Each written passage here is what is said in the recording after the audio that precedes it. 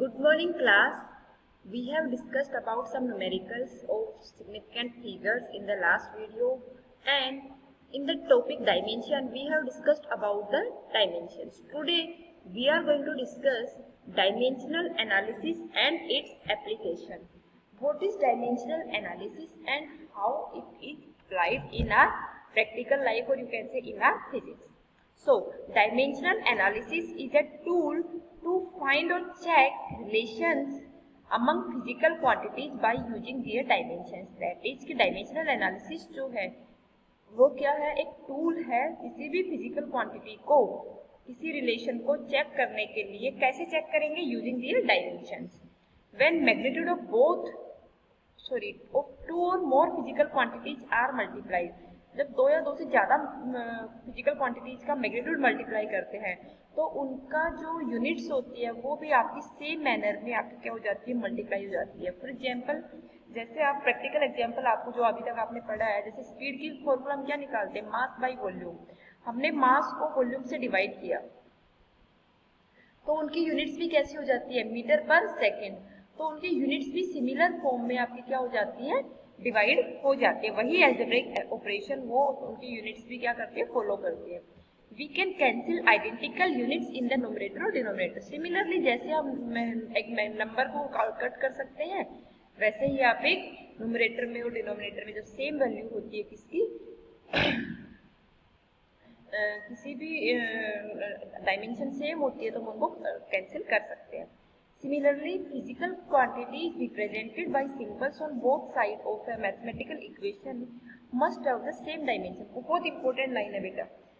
जब हमारे पास कोई इक्वेशन लिखी होती है, लाइक अगर आपने पढ़ी हो 9th क्लास में मोशन की इक्वेशंस पढ़ी थी, v equal to u plus a t, तो जो आपकी v क्या था, जो राइट साइड लेफ्ट साइड में था, क्या था आपका, वेलोसिटी था. इक्वल टू मतलब लेफ्ट में वेलोसिटी है तो राइट का भी ओवरऑल जो टर्म है वो वेलोसिटी ही होना चाहिए. जैसे राइट में आपका क्या था, u प्लस ए टी, तो u क्या था, ऑल्सो वेलोसिटी, तो वेलोसिटी से direct dimension same, plus a into T, a acceleration t time, तो एक्सेलरेशन का डायमेंशन क्या हो जाएगा, मीटर पर सेकेंड स्क्वायर, और टाइम का क्या हो जाएगा, सेकेंड. तो ऊपर से नीचे एक सेकेंड कट गया, क्या बच गया, a इंटू टी में मीटर पर second. So the dimension of AT is also velocity and velocity are added with the same thing. So जो कोई इक्वेशन होती है उसके दोनों साइड में डायमेंशंस का इक्वल होना बहुत जरूरी है, अदरवाइज तो वो आपकी इक्वेशन ही फॉल्स मानी जाएगी. Dimensional analysis can be used to check the dimensional consistency of the equation. जो मैंने अभी चीज आपको बोली, डायमेंशनल कंसिस्टेंसी चेक करने के लिए, होमोजेनिटी चेक करने के लिए, to converts units in one system into another system. Unit system को एक से दूसरे में कन्वर्ट करने के लिए भी आप क्या करते हो, डायमेंशनल एनालिसिस का यूज करते हो, जैसे एमकेएस से सीजीएस से एफपीएस, इस तरह से. नेक्स्ट है to derive the relation between physical quantities based on certain reasonable assumption. कुछ रीजनेबल अजम्पशंस लेके उनके बेसिस पे हम रिलेशन डेवलप करें, तो वो भी हम डायमेंशनल एनालिसिस को यूज करके हेल्प करके ले सकते हैं. आगे हम तीनों की स्टडी करते हैं एक एक करके. फर्स्ट पॉइंट है checking the dimensional consistency of equation. Sorry बेटा, इसमें क्या आता है, प्रिंसिपल ऑफ होमोजेनिटी. होमोजेनिटी मतलब सब जगह पे सेम हो.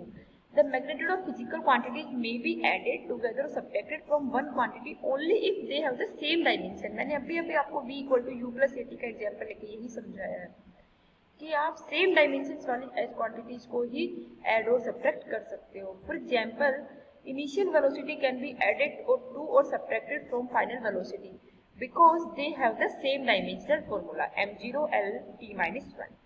But force और momentum का dimensional formula different होता है, so they cannot be added or subtracted because they have the different dimensions. बेटा ये एग्जाम्पल है, बहुत ध्यान से समझना है, बहुत इंपॉर्टेंट है. इस तरह के क्वेश्चंस पेपर में आते ही आते हैं. सो फर्स्ट क्या है, to check the dimensional consistency of the equation v square equal to u square plus 2as. Firstly you have to remind that what is this equation. This is Newton's third equation of law of motion. Laws of motion की Newton की third equation है. अब चलो अब हमें इसके सबसे पहला बेसिक काम है हमारा, तीनों जो टर्म्स है इन तीनों की हमें क्या लिखना है, डायमेंशन अलग अलग लिख लेनी है. तो पहले क्या है, यू इज वेलोसिटी, वेलोसिटी की क्या होती है मीटर पर सेकेंड, तो मास तो है ही, तो मास की पावर 0, एल की पावर 1 क्योंकि मीटर है, और पर सेकेंड है तो ऊपर जाएगा तो न्यूमरेटर में कितना बन गया -1, velocity v is final velocity, again same dimensions are same, m0 l t minus 1, a is acceleration meter per second square, meter is length, second is time, so mass there is no mass, so m0 l t minus 2 and s is your distance, so m0 l power 1 t की power 0, m और t 0 हो जाएगा, l की power 1 हो जाएगा. Substituting the dimensions in a given relation, m0 l t minus 1 की power 2 because here is the whole square, again equal to u की, u का डायमेंशन लिखो, उसका पावर 2 लगाओ, प्लस a 2 जो है बेटा वो डायमेंशन लेस क्वांटिटी है आपकी, 2 कभी भी डायमेंशन नहीं रखती, न्यूमेरिकल वैल्यू है, न्यूमेरिकल वैल्यू डायमेंशन नहीं रखती. हम आगे देखेंगे भी कि डायमेंशनल एनालिसिस की क्या क्या लिमिटेशन है, तो उसमें हम ये चीजें स्टडी भी करेंगे. फिर क्या आ जाएगा, एम ये एक्सेलरेशन की और ये टाइम की. अब ये दोनों मल्टीप्लाई, तो पहले मल्टीप्लाई करो बेटा, जब मल्टीप्लाई कर दे तो दोनों की जो बेस सेम होती है तो पावर्स क्या हो जाती है, ऐड हो जाती है. m और m बेस सेम है, ये बेस कहलाता है, जो नीचे लिखा था जो ऊपर लिखा होता है ये पावर कहलाती है. जब m और m का बेस सेम है, पावर कितना हो जाएगा 0 + 0, m0 पावर देखो फाइनल में. नेक्स्ट आ जाओ l पे, l जो है इसकी बेस l, इधर भी बेस l, इधर की पावर 1, इधर की पावर 1, तो कितना हो गया बेसिकली पावर 2 हो गई ना. 1 + 1 बेस सेम होने पे पावर ऐड होती है बेटा, बहुत इंपॉर्टेंट रूल है मैथ्स का, फिजिक्स में बहुत जगह यूज आएगा. t की पावर -2, t की पावर 0, बेस सेम अगेन, तो -2 + 0 -2, तो ओवरऑल ये जो आपका लास्ट दोनों टर्म का मल्टीप्लिकेशन वो क्या बन गया बेटा, m0 l2 t -2. पहले दोनों टर्म को तो आप सिंपली स्क्वायर करो तो क्या आ जाएगा, 0 का स्क्वायर करोगे 0, 1 का स्क्वायर करोगे 2 और -1 का करोगे तो -2. सिमिलरली सेम चीज यहाँ आ गई. अब देखो क्या तीनों चीजें आपकी सेम है, यस तीनों चीजें सेम है. तो क्या बोला था हमने इससे पहले, क्या चेक किया था अभी इसी पिछली स्लाइड में, कि सेम डायमेंशंस होने पे ही हम केवल ऐड या सब्ट्रैक्ट कर सकते हैं. सो each term of the above equation is having same dimensions, therefore the given equation is dimensionally correct or dimensionally consistent. So ये जो फर्स्ट टर्म जो थी अपने डायमेंशनल एनालिसिस की, we have proved this one. Students, I will give some more questions about this thing, so you have to prove the dimensional consistency of the equation, either that is correct or not correct according to dimensions. Come to the next point. To check the dimensional consistency of half mv square is equal to mgh. बेटा again हमें वही चीज करनी है, इधर से आप लिखो क्या, तीनों का लिखो, दोनों का m और v का लिखो डायमेंशन, इधर से mgh का लिखो. m आपका मास है यहाँ पर, v आपका वेलोसिटी है, g आपका ग्रेविटेशनल एक्सेलरेशन है, जो आपने 9th क्लास में ग्रेविटी के चैप्टर में 9th और 10th में पढ़ा भी है. h is your height, height is simply measured in terms of distance. So mass का डायमेंशन क्या हो जाएगा, मास की टर्म में केवल लेंथ और टाइम का टर्म तो 0 है, तो मास की पावर 1, एल और टी की पावर 0 हो जाएगी, क्योंकि यहाँ पर कोई टर्म ही नहीं है, मास के फॉर्मूले में लेंथ और टाइम का कोई टर्म नहीं है. नेक्स्ट इज वेलोसिटी, वेलोसिटी में क्या आएगा, m की power 0 L T -1. Gravity, gravity is acceleration, acceleration gravitational हो चाहे जो भी हो, डायमेंशन तो सबकी सेम ही होती है बेटा, तो एक्सेलरेशन का डायमेंशन क्या हो जाता है m0 l t -2. अगला आता है आपका हाइट, m0 l t0. सो अब इन चारों चीजों को हम इस इक्वेशन में हमारी पुट करेंगे. हाफ का कोई डायमेंशन नहीं होगा, because half have no dimensions, it is a number. पहले m लिखो, m का dimension m1 l0 t0, v square, v का डायमेंशन लिखो m0 l t -1 square, power 2 आ जाएगी, इक्वल टू mgh, m का डायमेंशन लिखो m1 l0 t0, g m0 l t -2, h that is dimension of height, m0 l t0. अब आपको इन तीनों को मल्टीप्लाई करना है, इन दोनों को मल्टीप्लाई करना है, देन चेक करना है कि लेफ्ट और राइट बराबर आता है तो ठीक है, डायमेंशनल कंसिस्टेंट है, अदरवाइज वो डायमेंशनल कंसिस्टेंट नहीं है. तो बेटा आपका इन तीनों को मल्टीप्लाई करके देखो, वापस क्या आएगा आपका m की पावर 1, यहाँ पे m की पावर 0, यहाँ पे m की power 0, base same, power add हो जाएंगी, 1 + 0 + 0 पावर 1, तो m की पावर 1, यहाँ देखो l की पावर 0, l की पावर 1, l की पावर 1, 0 + 1 + 1 2, l की पावर 2, t की पावर 0 -2 0, तो 0 + -2 + 0, तो कितनी बन गई -2। तो ओवरऑल यहाँ राइट साइड क्या आ गई, m1 l2 t -2। Come to the next left hand side, m, पहले तो आप इसका स्क्वायर करो, ये क्या आ जाएगा बेटा, m0 l2 t -2, अभी पिछले टर्म में किया था हमने।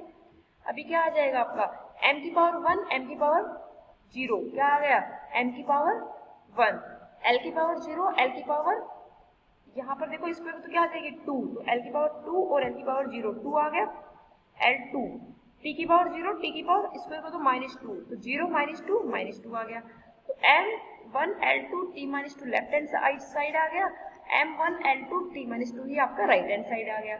Both the sides are same. Each term of the above equation is having the same dimensions. Therefore, the given equation is dimensionally correct or dimensionally consistent. Okay, बेटा, is there any doubt in this topic? अगर कोई doubt है तो आप मुझसे पूछ सकते हैं। Come to the next point. बेटा जो नेक्स्ट पार्ट था वो आपका क्या था, conversion of units in one system into another system. अब हम यूनिट्स का कन्वर्जन किस तरह से करेंगे हम उसकी बात करते हैं। सो बेटा units are derived from the dimensions and the dimensions are derived from the actual formula of the physical quantity. मतलब कि बेस क्वांटिटी से आप डेराइव्ड फॉर्मूला फाइंड आउट करते हो, फॉर्मूले से आप डायमेंशंस फाइंड आउट करते हो, यूनिट्स फाइंड आउट करते हो। अगर आप डायमेंशंस को देखते हैं, हम दो यूनिट सिस्टम लेके चलते हैं, एक सीजीएस, एमकेएस और एसआई और एफकेएस में से चार में से कोई भी दो आप लेके चल सकते हो। यहाँ पर अगर मैं बोलूँ N1 और N2 are the magnitude of the quantity, like suppose करो मैं आपको अगर बेसिकली समझाना चाहूँ तो मैं यहाँ पे कन्वर्ट करना चाह रही हूँ 1 मीटर को 1 सेंटीमीटर में, ठीक है। तो 1 मीटर इक्वल टू 100 सेंटीमीटर होता है।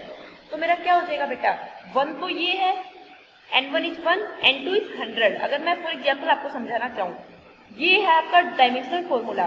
तो हमें यहाँ पर तो नहीं पता है कि कितनी टर्म्स होंगी, तो हम तीनों वाली बेसिक टर्म को लेके चलते हैं। M1 की पावर भी कुछ हो सकती है, तो हमने मान लिया 1 इसलिए लेके चल रहे हैं क्योंकि हमारे पास दो सिस्टम है, तो हम एक सिस्टम को 1 लेके चलते हैं, दूसरे को 2 लेके चलते हैं।